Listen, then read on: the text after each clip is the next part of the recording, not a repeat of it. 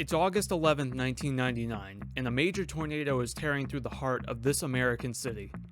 This is an exact scenario that you would imagine happening in a place, say, like Oklahoma or Kansas, but this is neither of those two. This tornado is occurring in one of the least favorable spots for tornadoes in the entire country, the dry and mountainous terrain of Salt Lake City, Utah.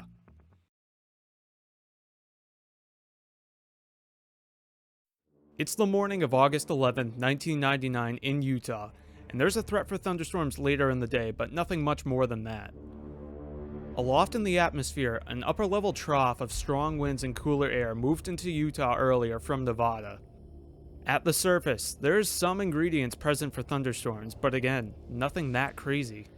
One ingredient, however, that was definitely present was a warm, strong southerly breeze that prevailed throughout a majority of the Salt Lake Valley. By noon local time, there was evidence that either an old frontal boundary existed or a convergence zone had developed across the Salt Lake Valley due to the breezes from the Great Salt Lake meeting up with the southerly winds that prevailed throughout a majority of the valley. This means that there was now a localized area in the Salt Lake City metro where winds that were coming from different directions were meeting at the same spot, causing lift and spin in the atmosphere. Meanwhile, just west of this location at roughly the same time, thunderstorms were beginning to develop across portions of the Great Salt Lake and on the west side of Salt Lake City itself. The thunderstorms developed and strengthened quite rapidly, and not too long after first developing, some of the thunderstorms had cloud tops up to 41,000 feet high. As the thunderstorm continued tracking east into the metro area, it would soon enter the previously mentioned convergence zone. The thunderstorm, which was already spinning anyways due to the natural changing of wind speeds and direction with height, enters the convergence zone, which sends the rotation into overdrive. Not too long after entering the area of enhanced wind shear, the storm quickly produces a tornado just to the southeast side of the Salt Lake City International Airport. The tornado initially developed near Navajo Street and was initially quite weak at only F0 intensity, but that would not last for long. The tornado is now on a collision course with downtown Salt Lake City, and is quickly gaining strength. Meanwhile, in downtown, there are numerous people out and about enjoying the Outdoor Retailers Convention that is being held at the Delta Center, which is home to the Utah Jazz. The people who are enjoying the convention outside of the Delta Center are completely unaware to the threat that's looming to their west, as they've been given absolutely no warning of the tornado by the National Weather Service. The tornado formed so quickly and unexpectedly that even as the tornado was tearing through downtown, no warning was issued at all. Meanwhile, the tornado is still tracking northeast and slowly gaining strength as it heads directly towards the outdoor convention. The tornado then crosses over Interstate 15, bouncing back and forth between producing F1 and F2 damage. As the tornado draws extremely close to the Delta Center, the people outside have still not been warned as there's still no tornado warning issued. And then, just like that, the tornado hits, sending people searching for cover, exposing them to 157 mph winds and flying debris. Most event goers at this location would successfully seek shelter or at least survive with just injuries. Unfortunately, one person was killed here when they were impacted by flying debris. The tornado caused extensive damage to the sports arena and the adjacent Outdoor Retailers Convention.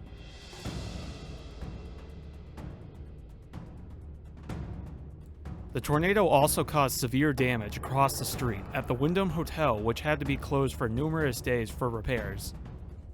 The tornado passed the Delta Center and eventually tracked into downtown, where it would severely damage numerous buildings. As the tornado terrorized downtown, numerous cameras in the area documented the incredible scene that was unfolding.